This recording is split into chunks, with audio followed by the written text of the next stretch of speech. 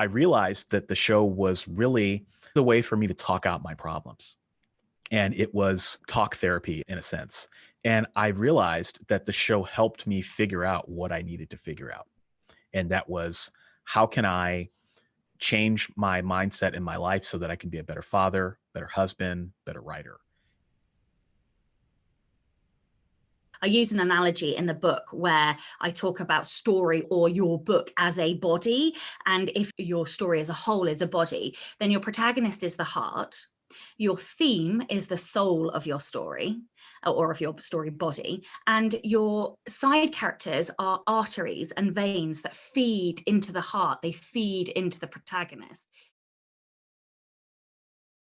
We need to talk more about the feelings the cover should evoke rather than elements that should be on it. I want the cover to make people feel like they can take a mojito and go down to the beach. That's the feeling I want to convey, and there's going to be a bit of adventure and thrill. And let the designer run with that and create something that matches that feeling. So I think, yeah, leaving creative freedom is really important because they might surprise you. How do you want to spend your days, and how good at this do you want to be? And then you can really structure everything from there once you know those two things. But I think people don't have a real idea of that. And that's where they go wrong, and where you can get whiplash from just following all the productivity advice you see online or in books. You can drown out a lot of that noise, or you can drown in it. When people talked about things like productivity, it felt like very surface level stuff, like get up earlier in the morning or drink more water, do more exercise. That's all very well and good. But if you feel horrible inside, if you're full of self-doubt, if you're depressed, if your support network isn't strong enough, it doesn't make a blind bit of difference. You need to figure out why you're unproductive in the first place to learn how to be productive. But it's really about, in some cases, investing in themselves, becoming a better writer through that ghostwriting, developmental editing process, and helping them maybe position themselves to do the next in series as their own independent author. They're using it as sort of education investment. I live in the Rocky Mountains, and so I'm at the bottom of them, but if you go up toward the top and you look, you can see peak after peak after peak.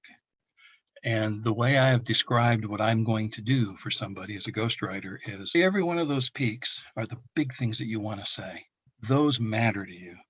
And my job is to make sure they all get said. If you think of editing as a programmatic problem, then it changes your approach. Because what if it were true that you could program some sort of a macro to catch errors that happen in your manuscript that you didn't know about? And so that's the path that I went down. So going forward now, I always get 2 or 3 concepts of covers done, and I don't make that decision, no matter how much I hold on to the cover of a book and say, I really like that cover. You really have to take yourself out of the equation and let your readers decide, because they're purchasing the books. You've only got a split second to catch someone's eye. And now they decide what cover design goes up from there. One thing that I do when I am getting my ideas, especially if the idea seems larger to begin with, start trying to figure out exactly what that narrative arc is, and then figure out what is the most interesting point within the arc, and start trying to build your story there. So it's just a matter of you getting closer and closer to what's interesting and important in the story with your own magnifying glass, and then telling what's in that lens as opposed to what's all around it.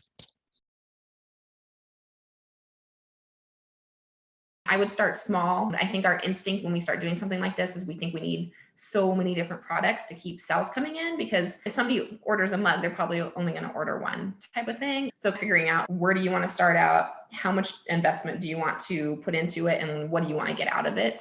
So just making sure you're not getting in over your head and ordering too many products that are going to be sitting around for a really long time. You know, sometimes when you sit down and in an hour, you can write X number of words, or maybe it takes 4 hours to write the same number of words. A lot of the writing happens below the surface in your heart and mind and soul. Like I said, it percolates. You have to sit on something. Sometimes you don't have to, but other things, you chew on them for a while, you debate, you do a bunch of things. I think there's often a lot more going on under the surface that is not visible.